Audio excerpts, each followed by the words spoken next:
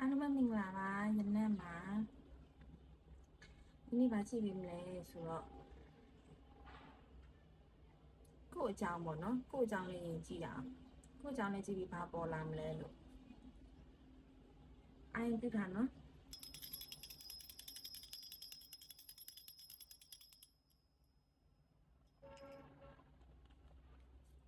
မိခွန်းလေးရင်မေးပါလားကိုတွေးချင်တဲ့ဟာကို yes or no လေးကြည့်မယ် yes or no တော့ပြီးတော့ကိုမေးချင်တဲ့ဟာပေါ့ကိုမေးချင်တဲ့ဟာလေးကိုမေးပြီနော်နှာဆောင်မယ်ကြည့်မယ်နော်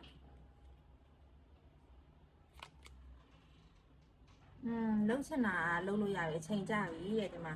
ကိုလှုပ်ချင်တဲ့ဟာစောင့်ဆိုင်ခဲ့တဲ့အချိန်တွေလည်းများနေဆိုတာအနည်းဆုံး3လနေပြီးတော့3လနေ6လအတွင်းရှိပြီသားစောင့်ဆိုင်ခဲ့ရလားဒါမှမဟုတ်3ရက်ကနေ9ရက်ကိုလိုချင်တဲ့ရောင်စောင့်နေတာဒီချိန်ကအကောင်းဆုံးချိန်အလုပ်တင်ဆုံးချိန်ပဲအဲ့တော့ဒီလားပြည့်နေ့ကစပြီးတော့စတောင်းနေပြည့်မယ်လှုပ်ချင်တာလှုပ်လို့ရတယ်လားပြည့်ကြော်ပြရတယ်အကုန်လုံးဆင်ပြေရနော်အဲ့ဒါလေးတွေ့ရပြီးတော့ညရီလေညရီဆိုရင်ပြောပြအောင်မယ်ညရီဆိုရင်ပန်းအဖြူလေးတွေလေပန်းတွေစပယ်ပန်းတို့ပါတော့အဲ့လိုမျိုးလေးပေါ့နော်အဲ့ဒါလေးတွေကိုခေါင်းရင်းပေးမှထားအိတ်ပြီးတညပဲပြီးတော့ဆူတောင်းပြီးတော့ထားအိတ်ကိုလှုပ်ရှင်တဲ့ရလေအဲ့ဒါလေးပြည့်ပါစေဆိုပြီးတော့ခေါင်းရင်းအောင်မှထားအိတ်လိုက်လားပြည့်နေလည်းရတယ်လားပြည့်ကြော်လည်းရတယ်အဲ့လိုမျိုးထားမဲ့ချိန်ကကြတော့ဘယ်လိုပြောမလဲပန်းကတော့စောစောလေးဝယ်ထားပေါ့နော်ညမှမဝယ်နဲ့မနေ့စောစောလေးဝယ်ညကြအဲ့မှာထားပြီးအိတ်အဲ့လိုလေးတွေ့တယ်ပေါ့နော်ခံစားရတယ်ပေါ့ဒါလေးကကောင်းတဲ့ဖဲလေးပါလို့အဖေကတော့ညာလုံးပြည့် yes ဒါပေမဲ့စူးစမ်းအားထုတ်မှုတော့လိုတယ်ကိုလှုပ်ရမယ်ပေါ့လှုပ်ချင်တဲ့ငွေကြေးတို့မေးထားတာများလိမ့်မယ်ပြီးတော့ကျမ်းမာရေးအခုတွေ့ရတာလေကျမ်းမာရေးအခြေရေးလည်းပါတယ်အခြေရေးနဲ့ကျမ်းမာရေးအတိကပေါ့ငွေကြေးနည်းနည်းပါမယ်အခုကြည့်နေလူရမေးတဲ့မေးခွန်းကအဲ့ဒါစင်ပြေတယ်နော် this is the right time ပြီးတော့နောက်တစ်ခုကြည့်ရအောင်အဲ့ဒါခုနဟာမေးတာတသက်နော်ဒါလည်းတသက်ကြည့်ပြီလေကိုယ့်ရဲ့ကံအခြေအနေပေါ့ကိုယ့်ရဲ့ကံအခြေအနေလေးကြည့်မယ်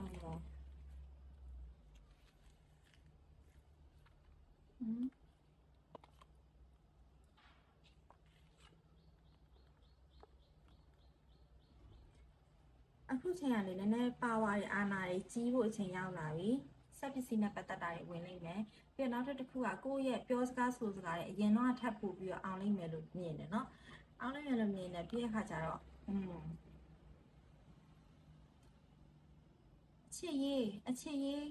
အခြေရေးအိမ်အောင်ရေးမိထားတဲ့လူတွေကကြတော့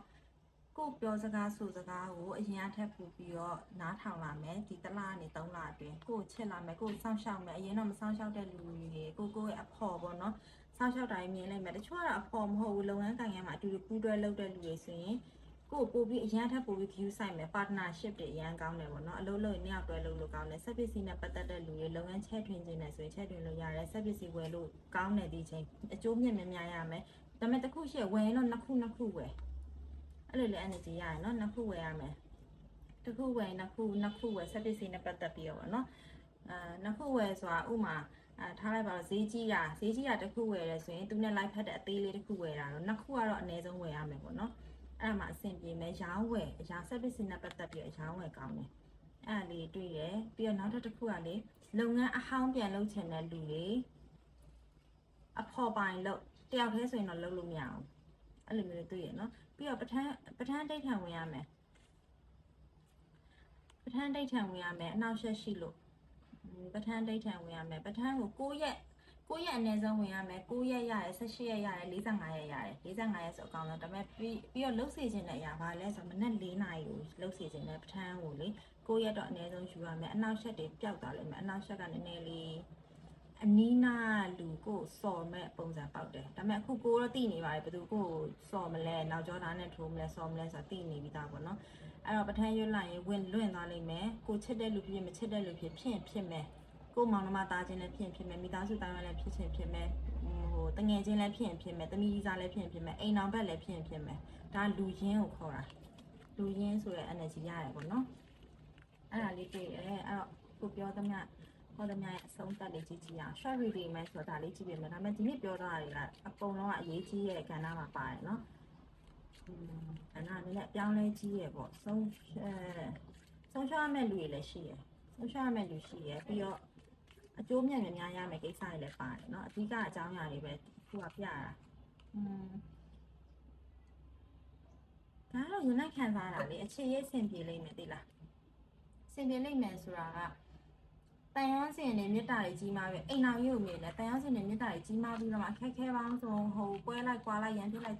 ချလိုက်အဲ့လိုမျိုးဖြစ်နေစိတ်ကစင်ကြီးလည်းဖြစ်နေကိစ္စတွေမှန်တယ်ညပြီးသွားပြီးတော့အဆင်ပြေပြေရှိလိမ့်မယ်ကျွေးရပြန်ရမယ်အိမ်တော်ကွဲပြီးသားလူတွေပါတယ်ကြည့်အရင်ခက်နဲ့ရှင်တန်နေရတဲ့အိမ်တော်ကြီးပါတယ်မိသားစုကြောင့်သူ့ရဲ့မိသားစုကြောင့်ကိုမိသားစုကြောင့်ကွဲသွားတဲ့လူတွေကပြန်ပေါင်းအောင်ပေါင်းကြည့်မယ်ပြန်ပေါင်းတော့သူ့မိသားစုကိုမိသားစုကြောင့်အဓိကအမေတွေအမတွေအတော်တွေပေါ့အဲ့ဒါကြောင့်ကွဲသွားတဲ့လူတွေတော့ပြန်ပေါင်းမှုစီစဉ်မရှိဘူးဒါပေမဲ့အချစ်ရေးမှာတခြားတယောက်ပေါ်လာလိမ့်မယ်ခုနကအိမ်တော်ကြီးတော့ဒါကကျစင်ကယ်ရဲ့အချစ်ရေးတွေပေါ်လာလိမ့်မယ်တယောက်တည်းနေလို့ရတယ်အချစ်ကလေဟိုလိုအသက်ဆက်ကြီးပေါ်လာတာထက်လေလူဟောင်းနေပေါ်လာမယ်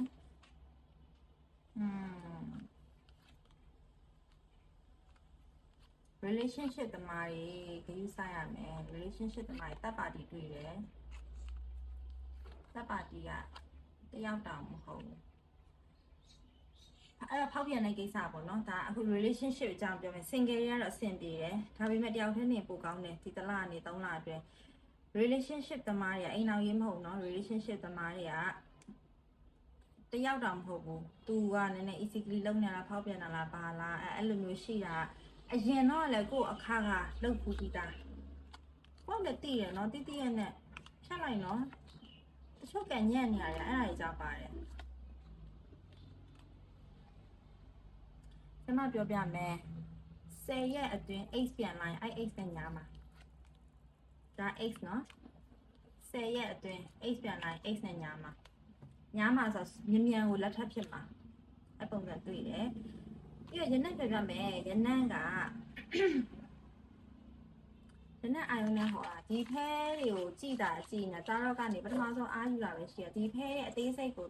ရနက်ဒီတော့လည်းမတင်ဘူးတီလည်းမသိဘူးနားလည်းမလဲဘူးဒါပေမဲ့ဖဲဟောပြရနက်အာယုံရတာဟောတာအဲ့တော့ခါကျတော့ energy အများကြီးကြိုက်တဲ့အတွက်ဒီစုအများကြီးတင်ပါတယ်လို့လက်ကနေမှာနော်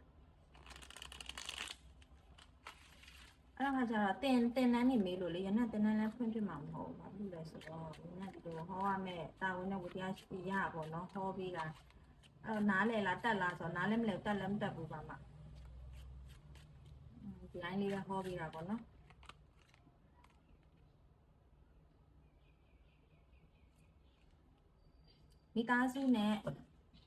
မိသားစုနဲ့အခြေရေးဒါမှမဟုတ်မိသားစုနဲ့ငွေကြေးဒါမှမဟုတ်အခြေရေးနဲ့ငွေကြေးအခြေရေးနဲ့မိသားစုကြားထဲမှာပြာများနေရတဲ့အခြေအနေရှိတယ်ဒါမဲ့လေနှစ်ခုနဲ့တစ်ခုလက်လွတ်မယ်လို့တွေးထားရင်လက်လွတ်လို့မရဘူးနှစ်ခုလုံးကင်တာအဲ့ဒါနှစ်ခုလုံးအကျိုးရှိရယ်နှစ်ခုလုံးအဆင်ပြေမှာနှစ်ခုလုံးအောင်မြင်မှာဒီတစ်လနဲ့တစ်လခွဲ3လအတွင်းကခဏလေးပဲပြင်ပန်းတာသိခံလိုက်အရာရာလေကိုထင်တာတဲ့ထက်ကိုအများကြီးအောင်မြင်ပြီးတော့အများကြီးဖြစ်ထွန်းပြီးတော့အဆင်ပြေမှာအဲ့ဒါလေးရှိရယ်အောင်မြင်မှုတွေကကိုယ့်စီကိုပြန်ရောက်လာမယ်ဆိုတော့ဒါဆုံးရှုံးသွားတဲ့လူတွေများတယ်သိလားကျောင်းသူတွေပညာရေးပိုင်းသွားနေတဲ့လူတွေပြီးတော့ဘွဲရပြီးသားလည်းထပ်ပြီးဘွဲလိုချင်တဲ့လူတွေလည်းအများကြီးအဆင်ပြေတယ်နိုင်ငံခြားသွားလို့ရတယ်နိုင်ငံခြားထွက်လို့ရပြီเนาะနိုင်ငံခြားထွက်လို့ရတယ်ခီးဝေးသွားလို့ရတယ်ထပ်ပြီးနိုင်ငံကူးချင်တဲ့လူလည်းရတယ်ပညာရေးမှာလည်းတိုးတက်တဲ့ဟာကြီးပဲဒီနေ့ကဘာအဆိုးဆုံးပါလဲဆိုတော့နောက်ကျောဓာတ်နဲ့ထိုးမယ်လို့ကိုယ့်ရဲ့လူရင်းနေတဲ့ကအစော့ခံရမယ်အဲ့ဒါပဲရှိတယ်ကျန်တာတွေကတော့အကုန်ကောင်းတယ်ဒီနေ့ပြောတာလေးလုံးလိုက်နော်အဲ့တော့ဟာပြောစရာရှိတယ်စနေနေ့ညနေခွန်ခွဲเนาะ TikTok live ကနေပြီးတော့တွေ့ရအောင်လက်စွပ်မပါဘူးလက်ကောက်တွေလည်းမွေးနေ့လာဆိုပြီးတက်ရောင်းမယ်ပြီးတော့လက်ဆောင်တွေလည်းပေးမယ်ခြားလုံးစရာအများကြီးရှိအဲ့ကြမှာ live ကို join လိုက်เนาะကျေးဇူးတင်ပါတယ်တတာ